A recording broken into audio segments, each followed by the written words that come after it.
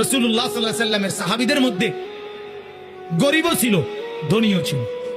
হযরত আবু হুরায়রা রাদিয়াল্লাহু তাআলা আনহু মসজিদে নববীর বারান্দায়, উনি মাঝে মাঝে উপর হইয়া পড়ে এরকম মৃগী রুগী কাঁপতো, যেভাবে ওনার পুরা শরীর কাঁপতো উনি।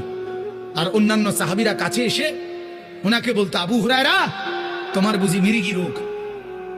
হযরত আবু হুরায়রা হাদিস আছে, উনি চোখের পানি ছেড়ে দিয়ে বলতেন, ওয়াল্লাহি মা বি ইল্লাল জু', আল্লাহর কসম সাহাবীরা, আমার কোনো রোগ না রে ভাই, আমার পেটের ক্ষুধা, ক্ষুধার কষ্টে আমি কাঁপতেছি।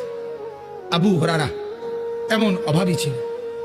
আবার সাইয়্যিদুনা উসমান, নবীর সাহাবী, আল্লাহর নবীর সাহাবী উসমান, নবীজি বলছেন একদিন সাহাবীদের মজমায় একদিকে তাকাইয়া বলছেন, যুদ্ধের জন্য ফান্ড কালেকশন করতেছে, দান